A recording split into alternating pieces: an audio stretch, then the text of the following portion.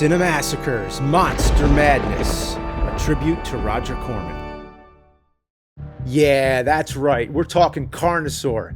This is Roger Corman's answer to Jurassic Park, and it even beat Jurassic Park to the theaters by only 4 weeks. It had a limited run, supposedly only 65 theaters in the US, but it became a common VHS rental. I remember seeing it on the shelves and thinking, oh, it's an R-rated Jurassic Park?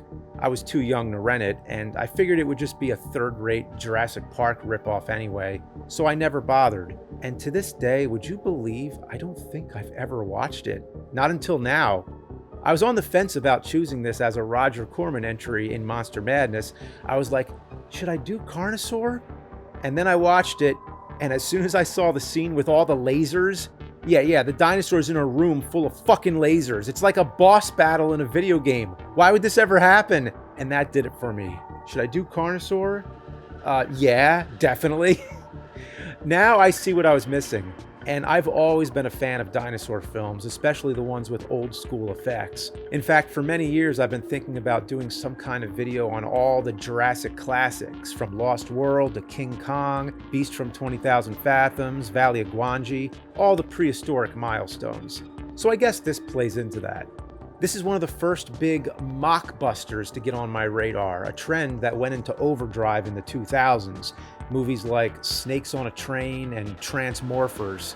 In the early 90s, dinosaurs were big. There was the dinosaur sitcom, Prehysteria, We're Back, Theodore Rex, Barney, the Super Mario Brothers movie, and Tammy and the T-Rex, which was a really crazy one.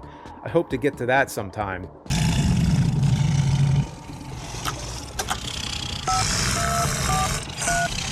But anyway, Carnosaur actually goes back to a 1984 novel by John Brosnan. No one ever attempted to make a film adaptation, not until Steven Spielberg adapted Michael Crichton's Jurassic Park, and only then did it put a fire under everybody's ass to shit out any T-Rex turd possible to cash in.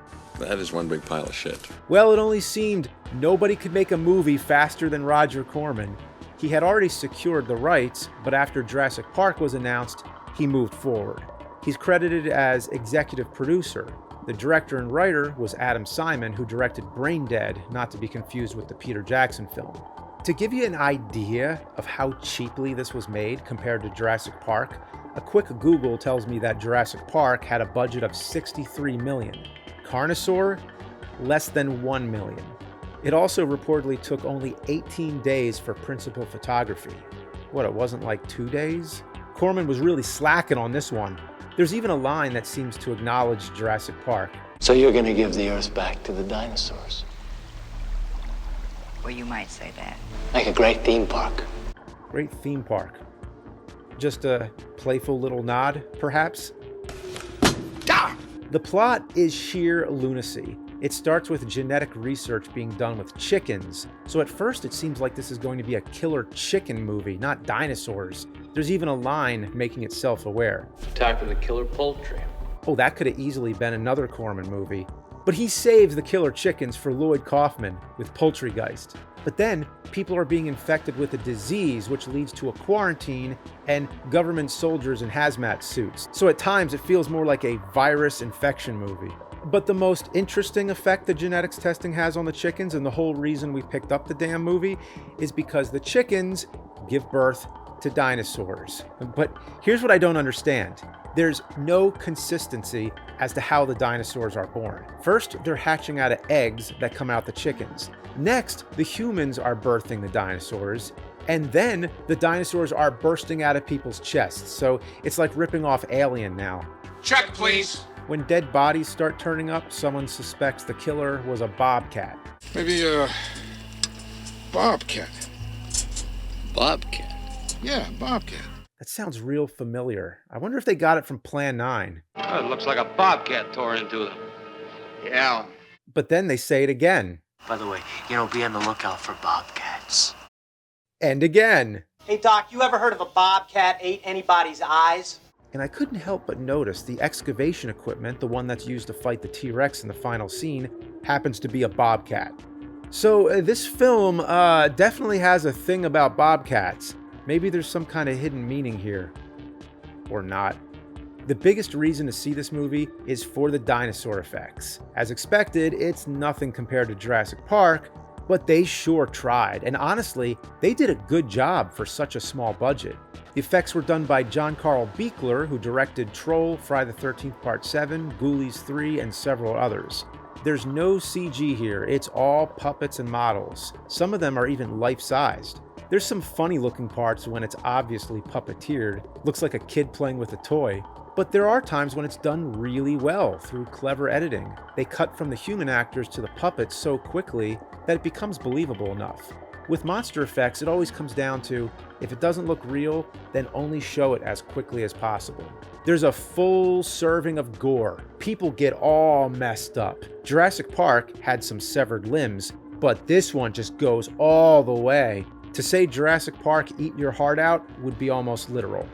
Notable in the cast is Clint Howard, who has been in over 200 films. Never seen such nervous chickens. I know him best for Star Trek, but in this movie, despite being such an inconsequential character, he has some standout scenes, such as this moment in a diner where he just decides to be a total jerk for no reason and make fun of a couple with an expected child. Had these two little bony growths coming out of his head.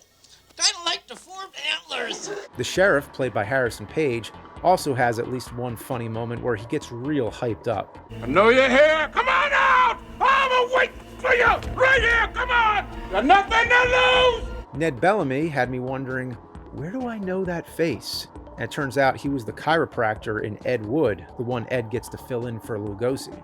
Diane Ladd as Dr. Tiptree has over 200 films to her credit, 3 Academy Award nominations, and 3 Emmy nominations. Spoiler alert, if you care.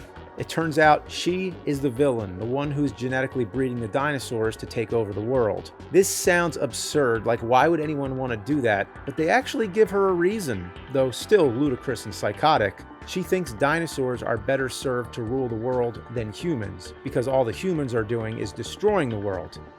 I mean, hey, makes enough sense, I guess. The Earth isn't ours to destroy. It takes the idea of Jurassic Park and turns it on its head. Like, what if somebody was making them kill people on purpose? John Hammond was never a villain per se, he was just a guy who fucked up real bad, but here, it's all deliberate. I mentioned Jurassic Park a lot, but aside from the timing of its release, it doesn't have anything to do with it. It's an entirely different film. While both express concerns about the ambitions of humanity, Carnosaur has a much more cynical approach. Jurassic Park, in the end, has that bright, fluffy Spielberg touch, but Carnosaur just goes right for the jugular and doesn't give a fuck. At times, it can seem like just simple, stupid fun, but other times, it can have a depressing vibe with apocalyptic thoughts. I dreamt that the sun was alive, and the planets were all our eggs, and that the earth was cracking open. It ends on a downer, and the best shot in the whole movie is the final shot. It's a picture of the Mad Magazine mascot, Alfred Newman, burning. I don't know what it means, but it really helps land that ironic sucker punch. And then the credits scroll down instead of up. So you can really say this film turns everything on its head. What an ending. At a brisk 1 hour 20 minutes, I'd say Carnosaur is worth a watch. It was followed by Carnosaur 2 and 3. Oh boy. Well, I'll have to check those out sometime, but we have more Roger Corman films on the way.